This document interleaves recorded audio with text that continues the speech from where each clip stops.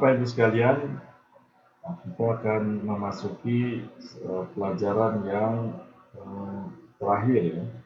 Jadi ini adalah pelajaran yang sangat penting sekali bagi kita untuk membuat sebuah aplikasi dengan sangat sistematis. Jadi ini adalah pelajaran yang fundamental. Jadi kalau mau mempelajari SAC sebenarnya, ya, SAC secara menyeluruh ya, sampai fitur-fitur dalamnya, harusnya kita itu terbiasa membangun dulu prosesnya. Ya. Nah, ketika mulai nanti ada skenario, barulah kita akan mempelajari secara detail. Jadi hal-hal yang basic sebenarnya sudah cukup memadai untuk membuat sebuah aplikasi.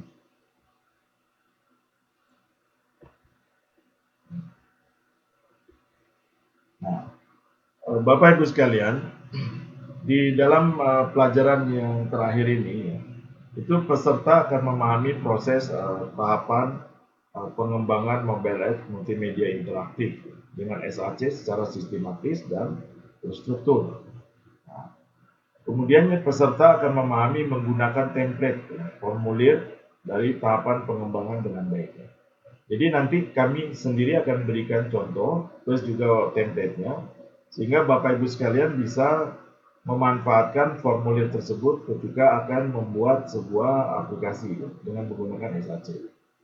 Jadi tahapan ini adalah tahapan yang betul-betul perencanaan sampai jadi, Nah, nanti ya kan nantinya ada tugas besar ya. Jadi setelah pelajaran ini ada tugas besar.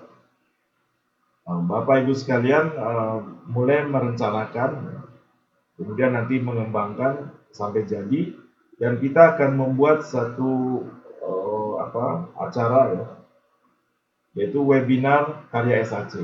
Jadi para peserta yang berkeinginan untuk men-sharekan ke publik ya, kita akan buka satu acara namanya webinar karya SAC.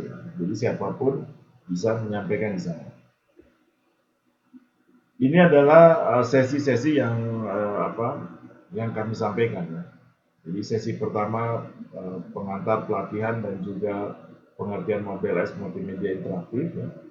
Kemudian juga sesi yang keduanya main master ya. Kemarin kami sudah mulai melihat tugas ya.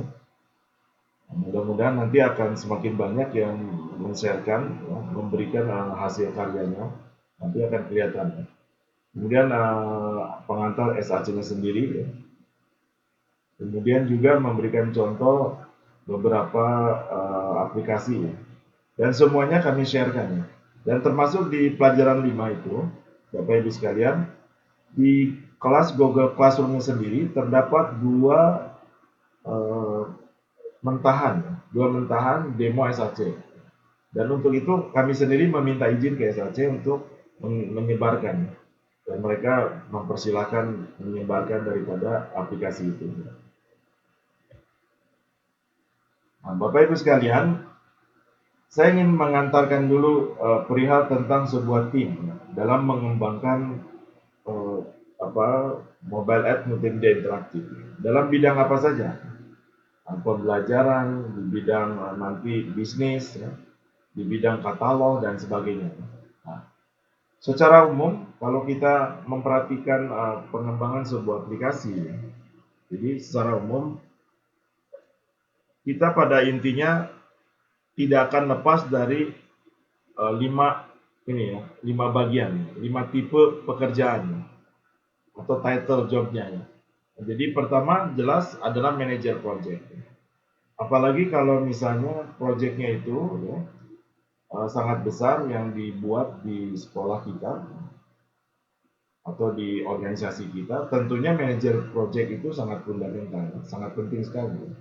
Nah, jadi kalau kita mempunyai pengembangan project mobile app multimedia yang sangat besar, tentunya manajer project itu sangat diperlukan sekali. Kemudian kedua adalah manajer konten. Jadi manajer konten ini adalah yang mengoleksi ya, jadi yang menyiapkan daripada strukturnya ya, Ya, strukturnya kemudian dia yang menyiapkan kontennya, mencari dan mengoleksi kontennya, mungkin audionya, kemudian juga videonya atau teksnya. Kadangkala ini bisa disatukan atau bahkan dipisah ya untuk manajer skenario, karena manajer skenario itu dalam sebuah mobile app multimedia interaktif dia sangat sangat berdekatan dengan pengembang daripada aplikasi SAC. Mungkin saja dipisah. Kemudian desainer layout. Jadi desainer layout sendiri sangat menentukan, dan termasuk dengan grafik-grafik lain yang diperlukan di dalam pengembangan aplikasi. Dan dia harus betul-betul fokus di situ. Jadi desain layoutnya, mungkin buttonnya, mungkin juga pewarnaan dan sebagainya. Mungkin fontnya, huruf yang cocok untuk aplikasi itu. Kemudian apakah ini vertikal atau horizontal aplikasi yang dikembangkan, nah dia adalah yang punya tanggung jawab. Kemudian adalah pengembangan daripada media.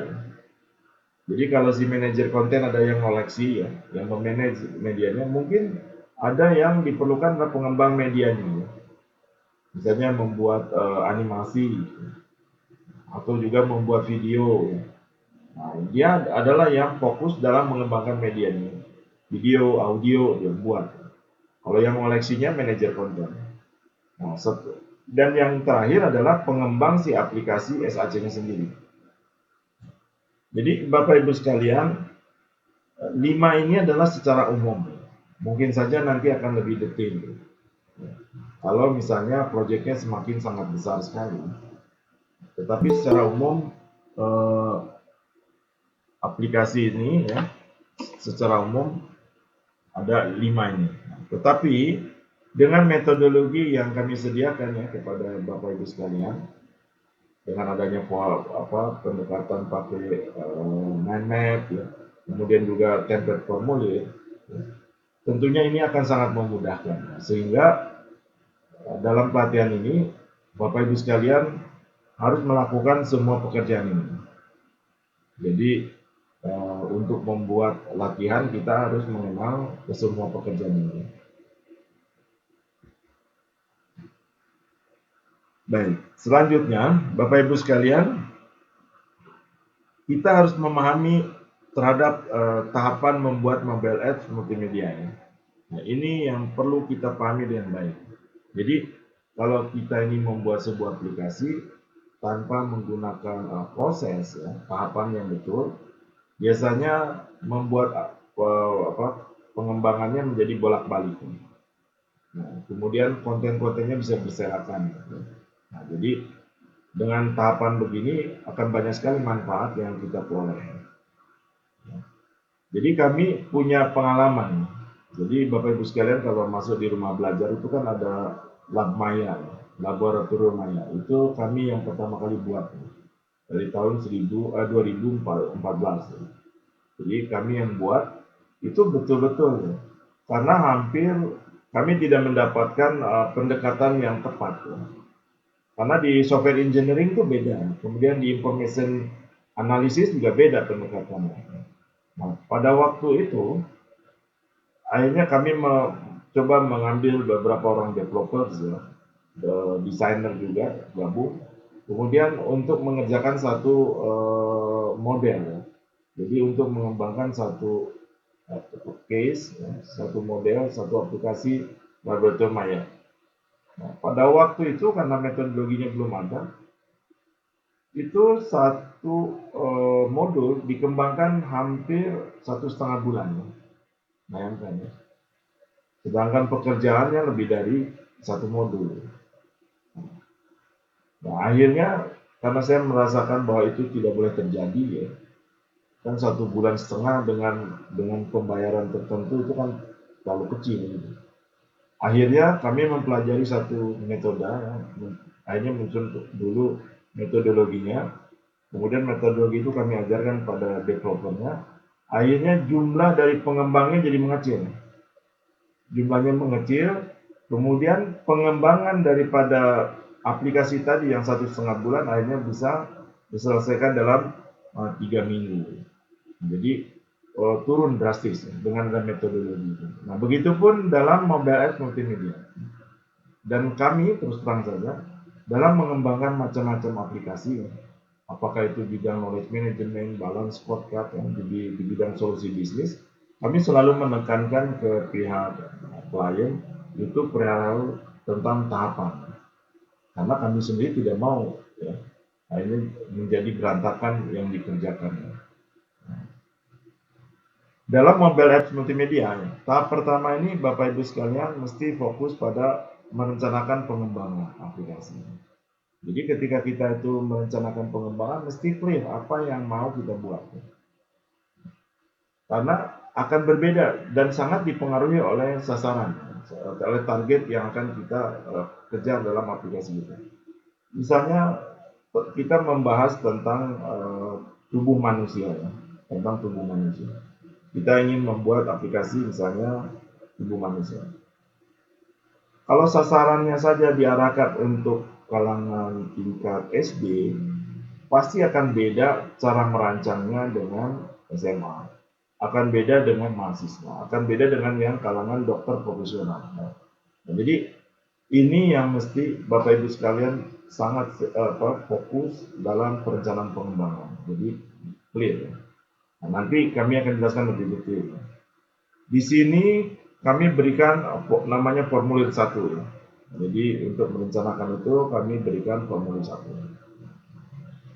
Kemudian tahap yang keduanya mesti menyusun struktur aplikasi. Jadi harus menyusun struktur aplikasi. Nah, untuk menyusun struktur aplikasi ini kita bukan menggunakan flowchart, tapi menggunakan mind mapping.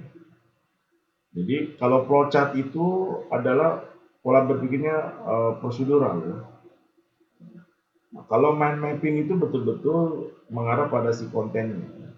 Jadi Bapak Ibu sekalian dalam membuat aplikasi mesti menyusun strukturnya. Selanjutnya, ya, tahap yang ketiga adalah mendesain layout. Jadi setelah kita merencanakan dengan jelas, kemudian kita membuat strukturnya ya, sampai final. Ya. Jadi harus final. Kalaupun ada feedback itu harus yang hal-hal yang kecil gitu terhadap struktur. Kemudian buat layout. Layout yang dirancang adalah kita harus merancang misalnya pemilihan warna, ya, kemudian juga tata letak menu. Karena kalau beragam tata letak menunya tidak mungkin.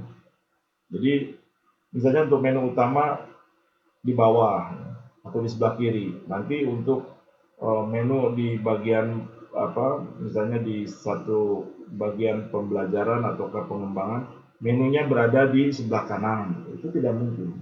Jadi tidak konsisten. Jadi layout itu adalah sangat fundamental dalam aplikasi apapun yang kita buat. Ya, kalau yang namanya software itu layout menjadi kunci. Kemudian nanti selanjutnya kita menyiapkan aset ya. Jadi setelah punya struktur, setelah punya layout ya, kemudian kita menyusun asetnya. Asetnya apa saja yang diperlukan, videonya apa, teksnya apa di setiap halaman itu, kalau ada gambar-gambar apa. Kita harus siapkan dengan baik. Kemudian menyusun skenario aplikasi. Nah, di sini akan kelihatan bagaimana menampilkan animasinya, bagaimana menampilkan kalau ini ditutup bagaimana ya objek yang lainnya apakah dia muncul atau tidak. Kalau misalnya disentuh gambar misalnya gambar speaker ya dia akan muncul apa. Nah itu mesti dicatatkan ya. Jadi di sini adalah di tahap 4 itu adalah formulir 2 ya. Kemudian di tahap kelima ini ada formulir 3. Jadi Bapak Ibu sekalian mesti menyiapkan skenario. Nah selanjutnya barulah akan jadi aplikasi. Nah, jadi kalau sudah jadi aplikasi ya sangat mudah. Nah, jadi kalau ada tambahan-tambahan itu kembali lagi. Jadi kalau strukturnya kurang, perbaiki lagi dari sini. Kalau layoutnya ada yang kurang, perbaiki lagi. Begitupun semuanya. Nah, selanjutnya mengetes semua uji coba dari tes ya. Aplikasi itu dites semuanya. Mulai dari layoutnya, kemudian dari skenario-skenario lainnya kita harus tes dengan baik. Nah, selanjutnya yang terakhir ya harus disebarkan. Siapa yang menjadi target kita? Apakah ini publik ataukah hanya organisasi kita saja? Dan ini adalah kunci di sini. Kenapa? Karena mereka kan akan memberikan feedback ya. Apakah aplikasi kita yang dibuat sesuai dengan minatnya mereka, ataukah pengetahuannya kurang kontennya, mereka kan feedback. Nah, jadi jangan heran kalau semua aplikasi ya seperti SAC dan sebagainya gitu selalu permintaan feedbacknya ada. Kami pun sama, selalu berhubungan dengan pihak SAC, mereka meminta ada feedback tidak, akhirnya kami sampaikan feedback karena itu mereka untuk jadi perbaikan. Begitupun dengan aplikasi kita. Jadi ketika kita menyebarkan di Facebook, menyebarkan di Play Store, di Twitter dan sebagainya, ketika sudah mulai ada yang install, tentunya di situ ada feedback. Nah ini yang mesti kita rancang.